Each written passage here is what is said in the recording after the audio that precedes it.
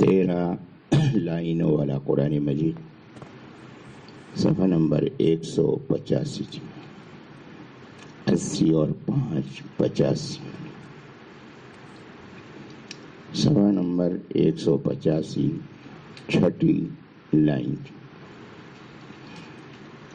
پارہ نمبر 7، رکوع نمبر 11، سورۃ الانعام، رکوع نمبر 5، آغاز آیت نمبر 49۔ اعوذ باللہ من الشیطان الرجیم، بسم اللہ الرحمن الرحیم۔ والذین کذبوا بآیاتنا یمسهم العذاب بما كانوا یفسقون۔ قل لا اقول لكم عندي خزائن الله ولا اعلم الغیب ولا اقول لكم انی ملک ان اتبع الا ما یوحى الی۔ قل هل يستوي الاعمى والبصیر افلا تتفکرون۔ وأنذر به الذين يخافون أن يحشروا إلى ربهم ليس لهم من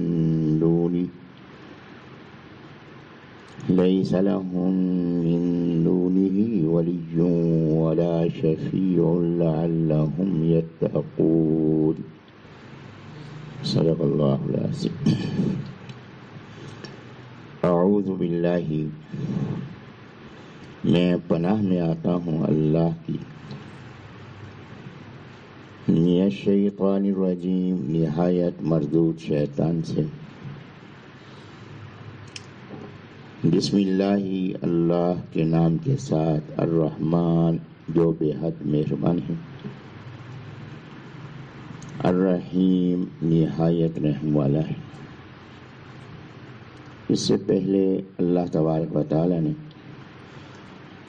یہ بات ارشاد فرمائی کہ انبیاء کرام علیہم الصلاۃ والسلام کا فریضہ اور ان کی ذمہ داری مطالبات کو پورا کرنا نہیں، ان کی ذمہ داری اللہ تبارک و تعالیٰ کا پیغام پہنچانا، اور بنیادی طور پر وہ دو باتیں بیان کرتے ہیں اپنی امت کے سامنے، ایک ہے خوشخبری اور ایک ہے ڈرانا، کہ اللہ تبارک و تعالیٰ کے بارے میں اللہ تعالیٰ کی طرف سے وہ دو باتیں منتقل کرتے ہیں، ایک ہے خبر، ایک ہے حکم۔ خبر اور حکم کا پہلا تعلق ہے ماننے سے، اور حکم کا دوسرا تعلق ہے عمل کرنے سے۔ تو بنیادی طور پر دو باتیں بیان کرتے ہیں، ایک ہے خبر، ایک ہے حکم، اور بنیادی ذمہ داریاں دو ہیں، ماننا اور کرنا، اور بنیادی نتیجے دو ہیں، خوشخبری اور برا انجام۔ تو انبیاء کرام علیہم الصلاۃ والسلام انسانوں کے سامنے یہی پیغام پہنچاتے ہیں کہ دیکھیں کہ اپنے عقائد درست کر لیں، اللہ کے حکموں کی تعمیل کریں، اور اس کے نتیجے میں آخرت میں اللہ کی طرف سے انعامات حاصل کرنے والے بن جاؤ۔ اور اگر اللہ کے حکموں کی نافرمانی کرو گے تو یہ انجام برا ہے۔ تو انبیاء کرام علیہم الصلاۃ والسلام جو فریضہ سر انجام دیتے رہے، تو سب سے آخر میں نبی پاک تشریف لائے، تو حضرت کی ذمہ داری بھی یہی ہے۔ رہی یہ بات کہ آپ ہمیں یہ دیں اور یہ ہمارا مطالبہ پورا کریں اور یہ معجزات دکھائیں، فرمایا کہ معجزات تو پہچان کے لیے، اور تم نے تو نبی علیہ السلام کو پہچانا ہے۔ نبی پاک صلی اللہ علیہ وسلم نے 40 سال زندگی یہاں گزاری، نبی علیہ السلام کی ولادت ہوئی یتیمی کی حالت میں، نبی پاک صلی اللہ علیہ وسلم کا بچپن تمہارے سامنے گزرا، لڑکپن تمہارے سامنے گزرا، جوانی تمہارے سامنے گزری، نبی علیہ السلام کی سیرت، نبی علیہ السلام کا کردار، جاہلیت کا ماحول اور نبی علیہ الصلوۃ والسلام کا ان تمام ماحول کی کیفیات سے اپنے آپ کو بچا کر رکھنا. پھر نبی پاک صلی اللہ علیہ وسلم امی، نبی پاک صلی اللہ علیہ وسلم نے پڑھنا لکھنا نہیں سیکھا، نہ نبی علیہ السلام خطیب، نہ نبی علیہ السلام شاعر. لیکن جیسے ہی 40 سالہ عمر میں انہوں نے نبوت کا اعلان کیا، اس کے ساتھ ہی ان کے کلام سے فصیح و بلیغ کلام جاری ہو گیا. اور یہ فصیح و بلیغ کلام وہ ہے کہ جس کی طرف سے چیلنج ہے کہ اگر تم مجھے اللہ کا کلام نہیں مانتے تو مجھ جیسا کلام بنا کر دکھا دو. پھر اس کے علاوہ نبی علیہ السلام کے مزید معجزات بھی ظاہر ہوئے ہیں. تو ان معجزات کا ظاہر ہونا اس بات کی علامت ہے کہ اللہ کے نبی اور رسول ہیں، تو ان پر ایمان لانا چاہیے. تو ہمارا کہ جو ایمان لایا، صرف ایمان ہی کافی نہیں بلکہ ایمان کے تقاضے کے تحت اس نے اپنے آپ کو سنوار بھی لیا، یعنی نیک اعمال اختیار کیے. فرمایا کہ پھر نتیجہ کیا ہوگا کہ نہ ان کو آخرت میں کوئی خوف ہوگا اور نہ وہ غمگین ہوں گے. نہ اس بات کا غم ہوگا کہ ہماری یہ محنتیں ضائع ہو گئیں، جو ہم نے اعتقاد اختیار کیا فضول کیا تھا، یا ہم نے جو اعمال اختیار کیے تھے فضول کیے تھے. نہیں، بلکہ اس کا غم نہیں ہوگا، اس کے انعامات سامنے نظر آ رہے ہوں گے اور عذاب کا کوئی خوف نہیں ہوگا. یہ ہے کامیابی کی کیفیت. فرمایا کہ ان کے مقابلے میں وہ لوگ جنہوں نے نبی پاک صلی اللہ علیہ وسلم کی دعوت کو قبول نہیں کیا، ان کا انجام کیا. والذین، اور وہ لوگ جنہوں نے کذبوا، جھٹلایا، بآیاتنا، ہماری آیتوں کو. اب اللہ تبارک و تعالیٰ کی آیتیں کون کون سی ہیں؟ اللہ تبارک و تعالیٰ کی آیتیں تکوینی آیات، نظام کائنات، تخلیق کائنات، انسان کی اپنی تخلیق، اس پہ غور کریں تو عقلی طور پر یہ حقیقت واضح ہو رہی ہے کہ اس کائنات کا بنانے اور اس کائنات کا چلانے والا وحدہ لا شریک ہے. یہ اللہ کی قدرت کی نشانیاں قدم قدم پر ظاہر ہو رہی ہیں. پھر یہ مطالبہ کر رہے ہیں کیا کہ نبی علیہ الصلوۃ والسلام کہ یہ پہاڑ سونے کا بنا دیں، خوشحالی ہمیں عطا فرما دیں. فرمایا کہ نظام کائنات پہ نظر کریں کہ اللہ نے تمہارے لیے شادابی، تمہاری غذا، تمہاری ضروریات کو کس طرح سے پورا فرمایا ہے، اور انسان کو کیا کیا امتیاز اللہ نے عطا فرمائے. تو یہ اللہ کی تکوینی نشانیاں ہیں. پھر اللہ تبارک و تعالیٰ کی نزولی نشانیاں کہ اللہ تبارک و تعالیٰ نے معجزات ظاہر فرمائے. نبی پاک صلی اللہ علیہ وسلم کے اشارہ فرمایا انگلی سے، چاند 2 ٹکڑے میں تقسیم ہو گیا. تو یہ آیات نبی پاک صلی اللہ علیہ وسلم کی نبوت اور رسالت کے. تیسری قسم کے آیات تشریعی کہ جس میں اللہ تعالیٰ نے حکم دیا ہے، قرآن مجید کی آیات. فرمایا کہ جو اللہ تبارک و تعالیٰ کی آیتوں میں سے، اس کی قدرت کی نشانیوں میں سے کسی کا بھی انکار کرے گا تو وہ منکر ہے، انکار کرنے والا ہے. تو والذین کذبوا، اور وہ جنہوں نے جھٹلایا، بآیاتنا، ہماری آیتوں کو، اس کا انجام کیا ہے؟ یمسہم العذاب، تو پہنچے گا ان کو عذاب. کیوں؟ بما کانوا یفسقون، اس وجہ سے کہ وہ نافرمانی کرتے رہے. فسق کے معنی ہے باہر کو نکل جانا، اور اصطلاح کے لحاظ سے فسق کہتے ہیں کہ اللہ کی اطاعت سے نکل جانا. اللہ کی اطاعت سے نکل جانے کی جو صورتیں ہیں، ایک صورت ہے انکار کرنا، کہ اللہ کے نبی کو نبی نہیں ماننا، رسول صلی اللہ علیہ وسلم کا انکار کرنا. ایک ہے انکار کی صورت نکل جانا جو میں نے نہیں ماننا، تو یہ کفر ہے. پھر اللہ کی اطاعت سے نکلنا کہ اپنے آپ کو اللہ تک محدود نہیں رکھنا، دوسروں کو بھی مان لینا، یہ شرک ہے.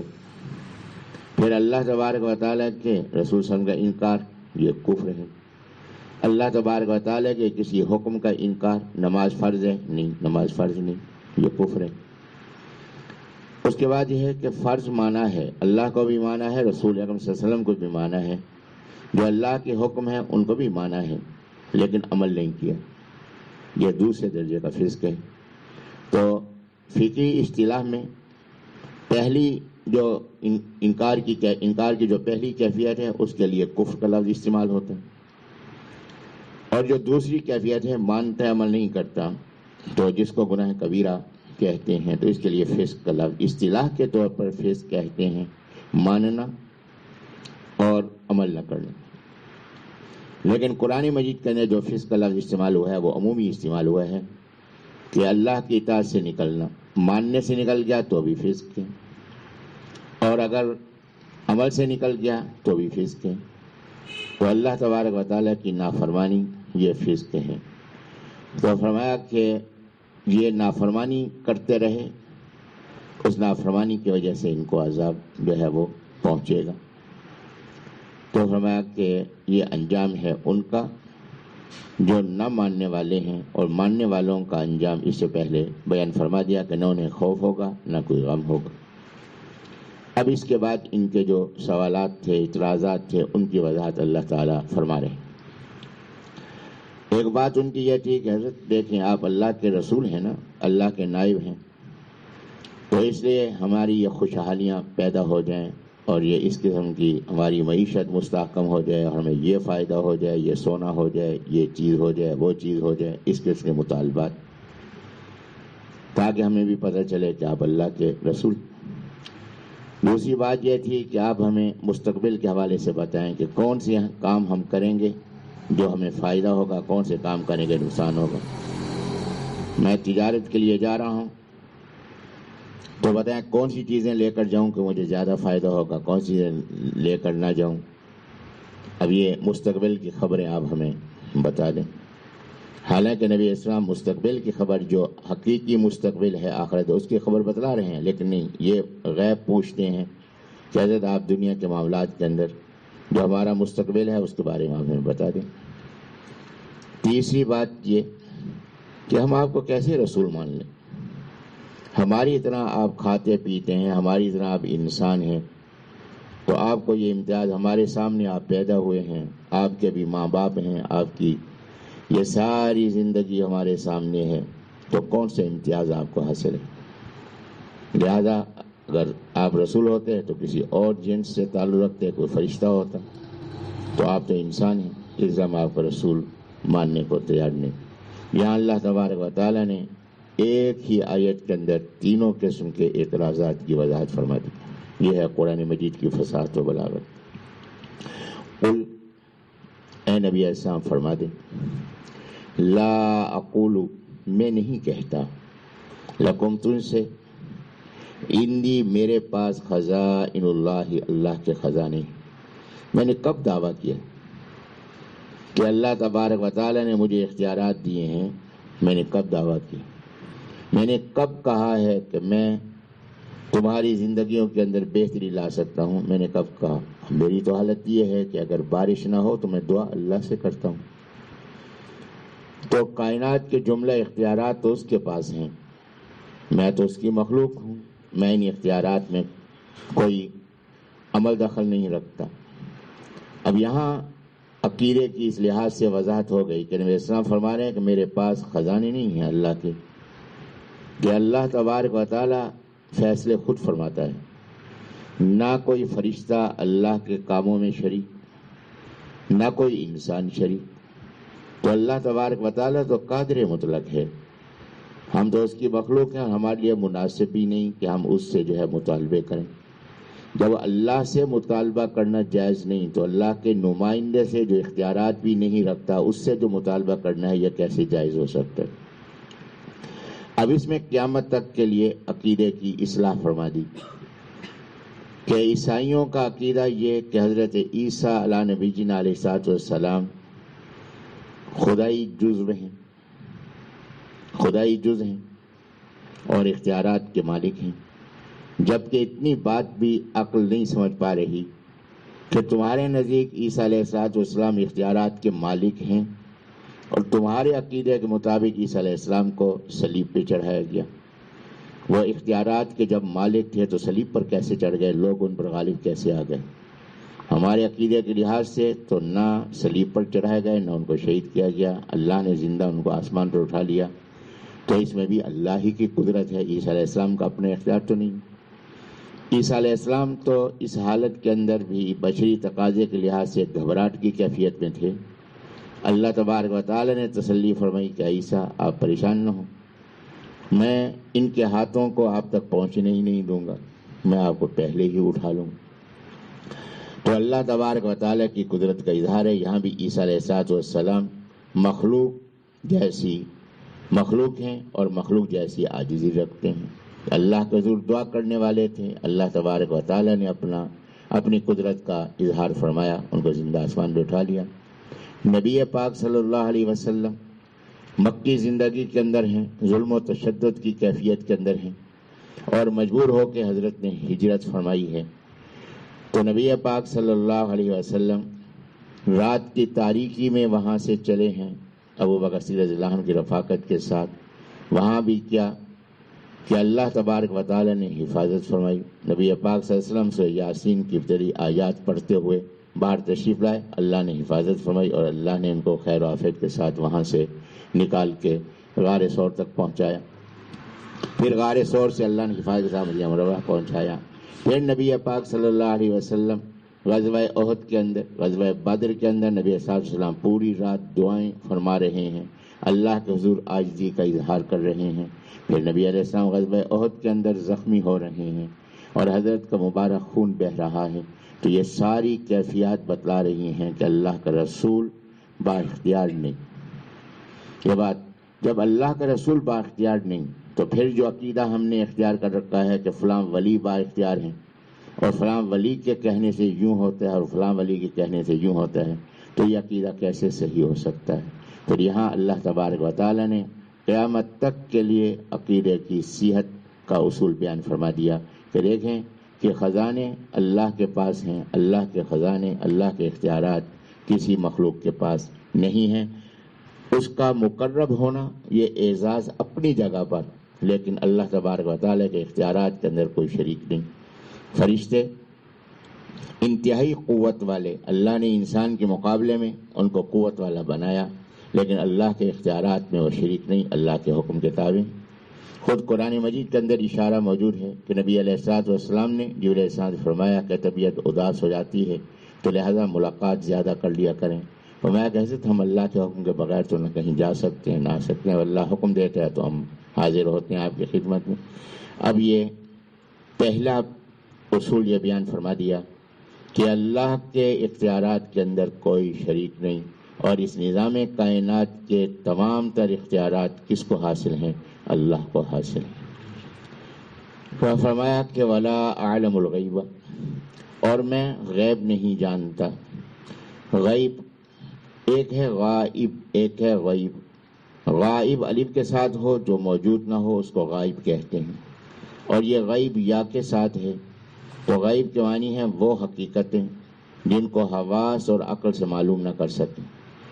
تو فرمایا میں غیب نہیں جانتا، میں عالم الغیب نہیں کہ تمہیں مستقبل کی خبریں دوں. ہاں اللہ تبارک و تعالیٰ وحی کے ذریعے سے جو بتا دیتے ہیں تو میں بتا دیتا ہوں. حضرت نے یہ بات فرمائی. قرآن مجید کی آیات نازل ہوئی ہیں کہ جن کے اندر یہ رومی اور ایرانی سلطنت کا آپس میں مقابلہ تھا. رومی مغلوب ہوئے، ایرانی جو آتش پرست تھے یہ غالب آ گئے. تو قرآن مجید میں اللہ نے خبر نازل فرما دی اس روم کے اندر کہ ایک وقت آئے گا یہ رومی دوبارہ غالب آئیں گے. اب یہ کب آئیں گے، کتنے سال بعد آئیں گے؟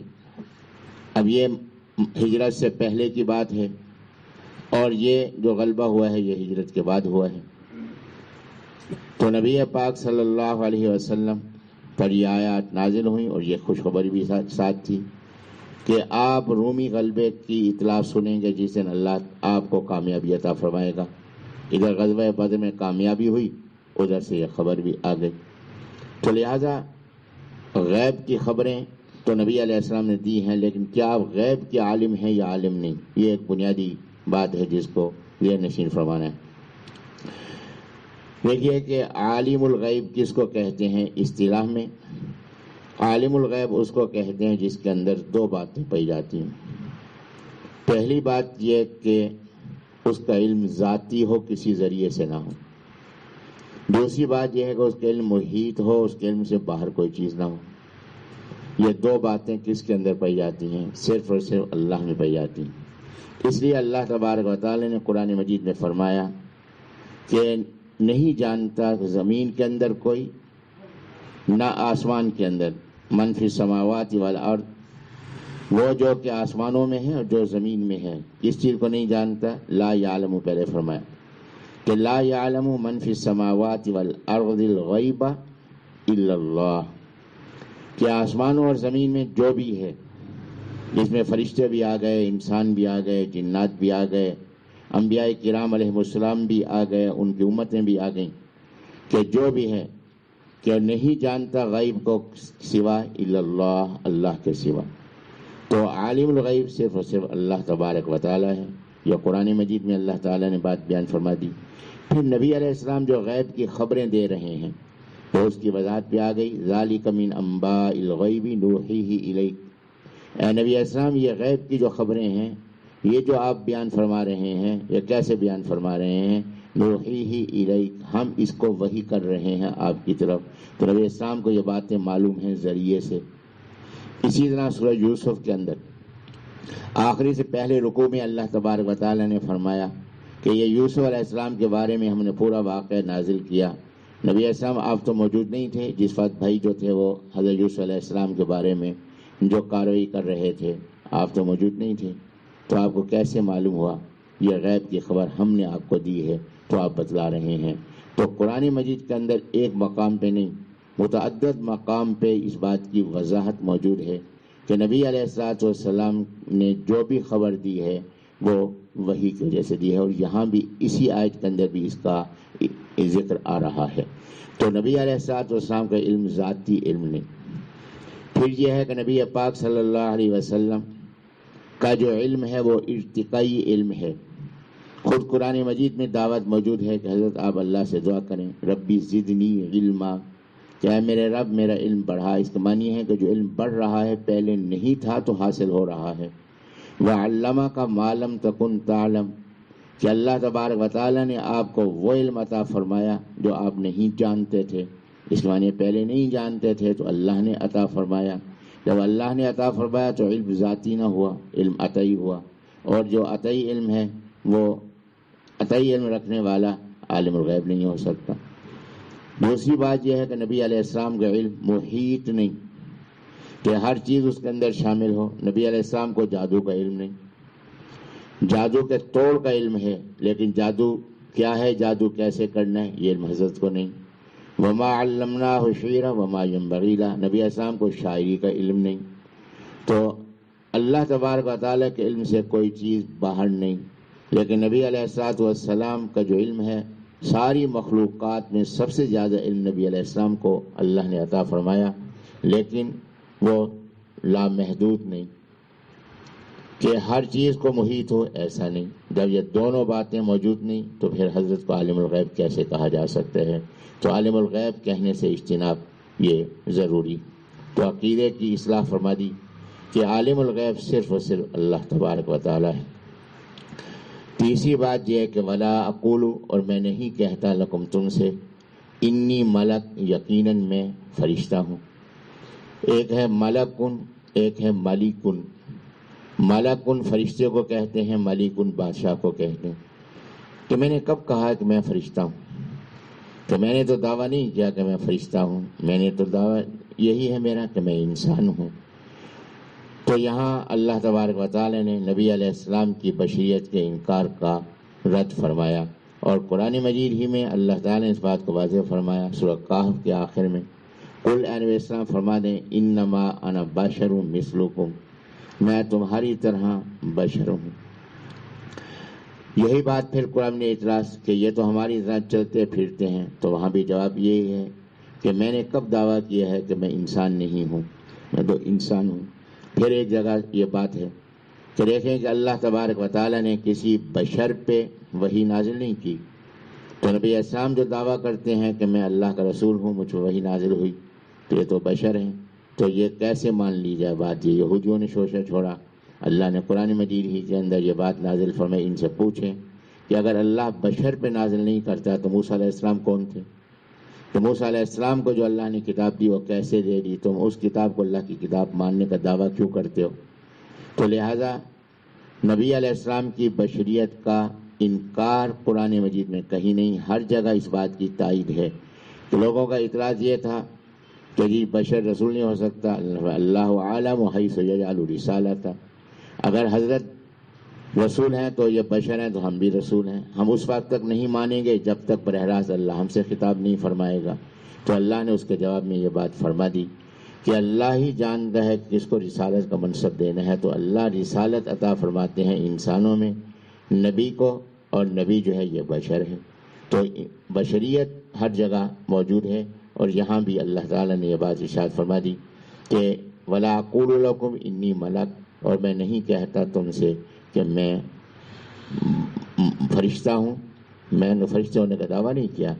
تو نبی علیہ الصلوۃ والسلام کی بشریت تو مشاہدے کے لحاظ سے بھی یہ ہے کہ والدین موجود ہیں، نبی علیہ الصلوۃ والسلام کا خاندان ہے، نبی علیہ السلام قریشی ہیں، نبی علیہ السلام ہاشمی ہیں، نبی علیہ الصلوۃ والسلام عبد المطلب کے پوتے ہیں، عبداللہ کے بیٹے ہیں، آپ کی والدہ ماعزہ کا نام آمینہ ہے، نبی علیہ السلام کی ازواج مطہرات ہیں رضی اللہ عنہن، نبی علیہ الصلوۃ والسلام کی اولاد ہے رضی اللہ عنہ۔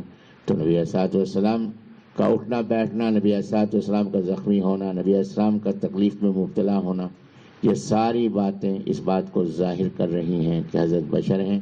الفاظ اور کلمات کے لحاظ سے بھی بشریت قرآن مجید سے یہ ہے، اور نبی علیہ الصلوۃ والسلام مشاہدے کے لحاظ سے بھی بشر ہیں، اور حضرت نے دعویٰ بھی نہیں فرمایا کہ میں بشر نہیں ہوں۔ تو لہذا یہ ساری حقیقتیں یہاں اشارتاً فرما دی کہ میں تم سے نہیں کہتا کہ میں فرشتہ ہوں، میں نے کب کہا ہے میں فرشتہ ہوں؟ اب فرشتہ نہیں، تو اس لیے یہ تو تمہارے مطالبات ہیں یہ تو پورے نہیں ہو سکتے۔ کیوں؟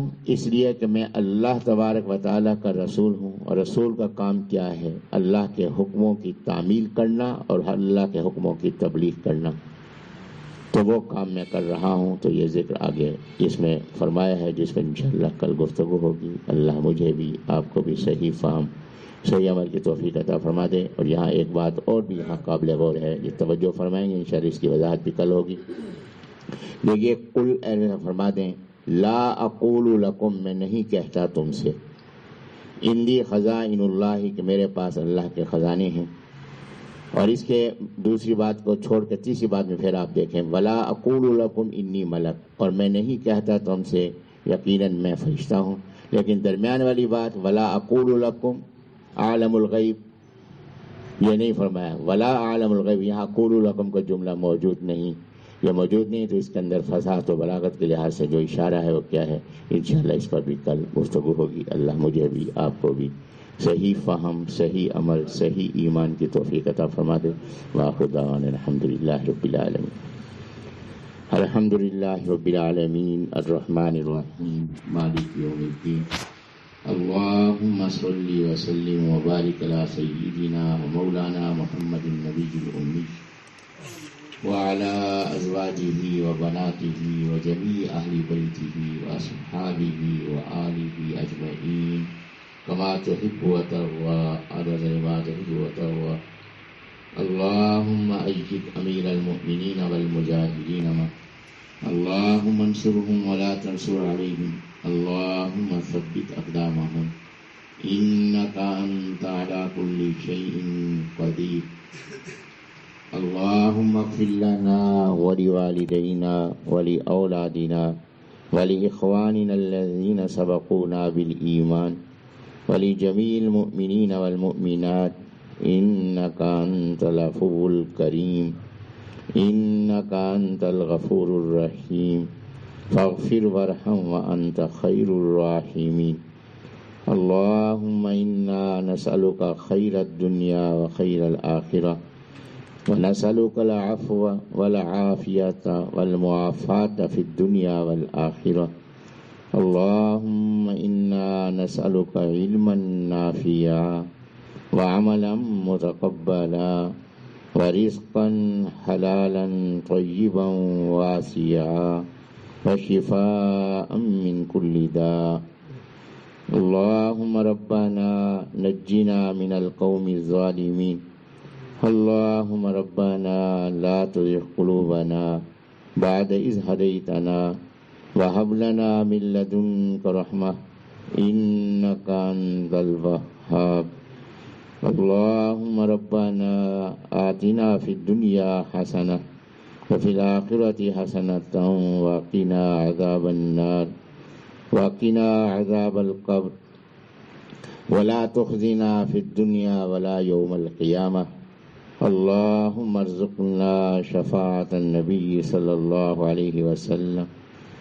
اللهم ربنا تقبلنا وتقبل أزواجنا وأولادنا وأموالنا وأحبابنا وأقاربنا وجميع المسلمين والمسلمات كما تقبلت أصحاب النبي صلى الله عليه وسلم. اللهم نور قلوبنا بالإيمان كما نورت قلوب أصحاب النبي صلى الله عليه وسلم وارزقنا اتباعهم بإحسان وأدخلنا معهم في جنات الفردوس